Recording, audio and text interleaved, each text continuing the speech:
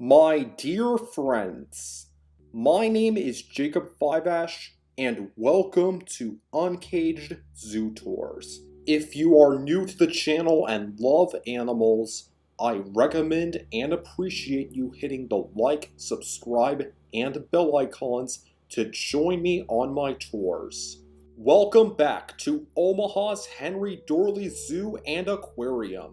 So far, we have seen all kinds of nocturnal animals in Kingdoms of the Night, and went on a two-part adventure at the African grasslands, where we saw 5 baby elephants and a lion keeper chat. If you were to visit the zoo in real life, Kingdoms of the Night is located above another one of the zoo's wonders, the Desert Dome. This area opened in 2002 and is one of the most iconic exhibits in the zoo. In fact, it made it to number 1 on USA Today's top 10 must-see zoo exhibits. It's also placed underneath the world's largest geodesic glazed dome and contains animals from hot deserts in Africa, Australia, and North America. We'll also learn how these animals survive their harsh habitats. Let's begin. The first of 3 sections is dedicated to the Namib Desert, which is located in southwestern Africa. There's a bunch of free-roaming birds and a bat-eared fox that was off exhibit. But our next animal is a white-headed buffalo weaver. Like their golden weaver cousins, white-headed buffalo weavers are named for their nests that they weave together using branches and other material. Their nests are so well made that other birds use them for homes. It's like how other animals use an aardvark burrow for their home. These birds are part of Africa's Little Five, a group of smaller animals that even the biggest animal fans want to see while on safari. This group also consists of elephant shrews, leopard tortoises, ant lions, and rhinoceros beetles. Another desert dweller is the blacksmith plover. Where does their name come from? When the blacksmith plover is disturbed, it clacks its beak, which sounds like a blacksmith hammering metal.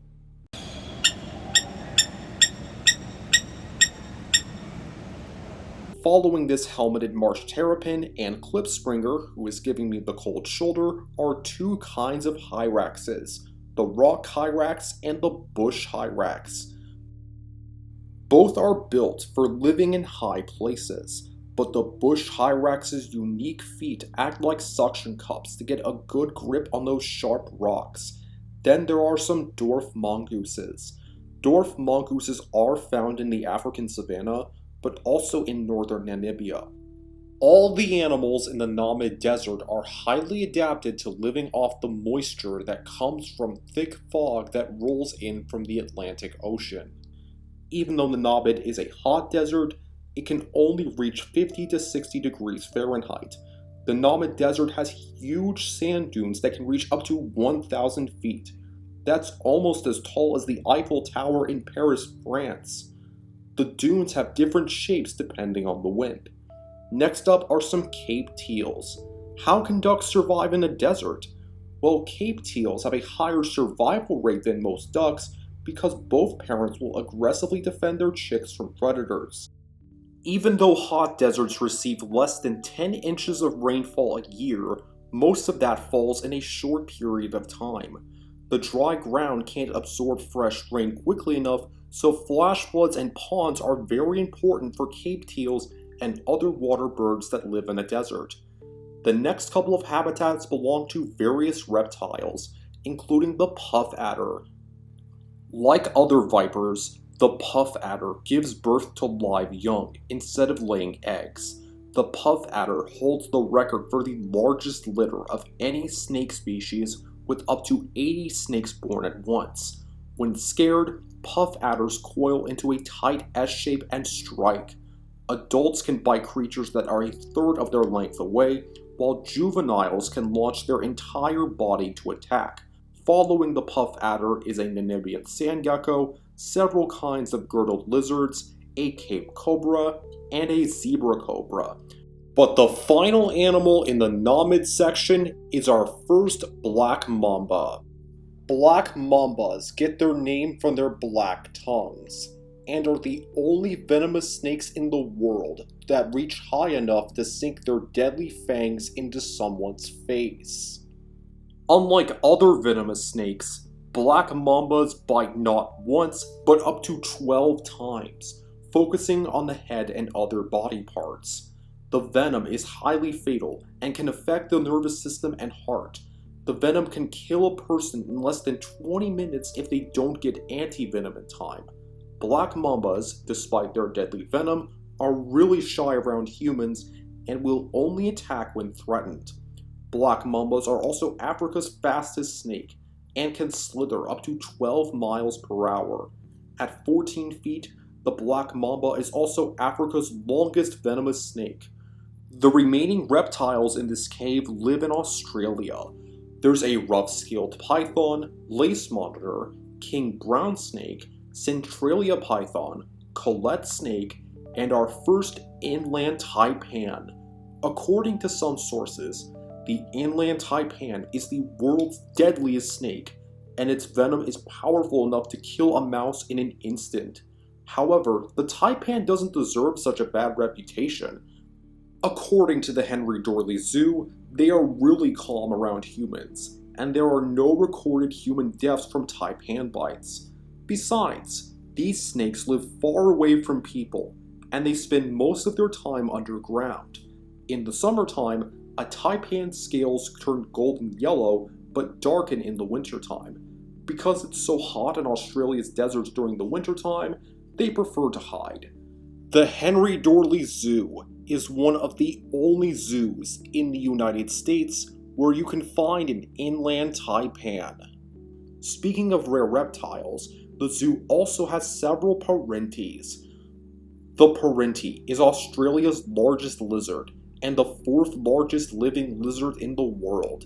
The henrydoorlyzoo recently welcomed a couple of hatchlings that were born on February 26, 2023, making them only the second zoo from the Association of Zoos and Aquariums to breed perenties.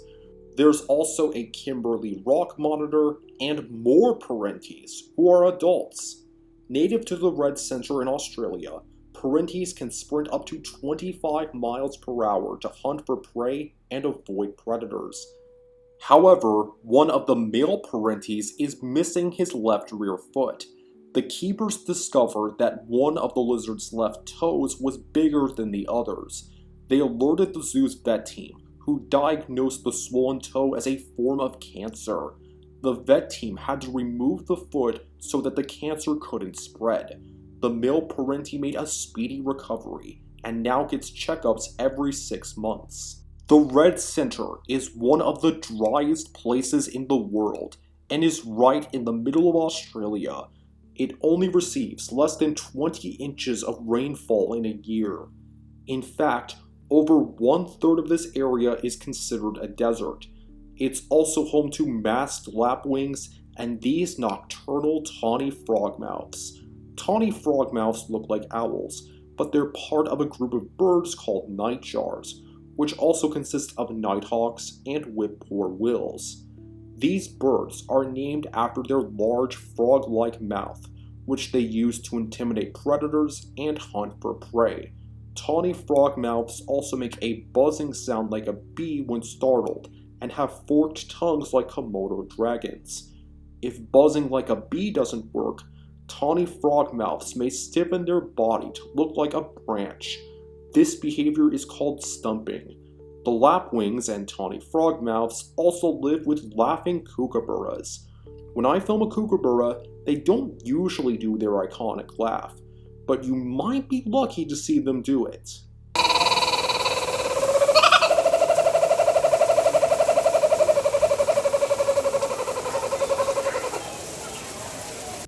The kookaburra's laughing call is used in tons of movies and TV shows for jungle noises, even though kookaburras live in eastern Australia.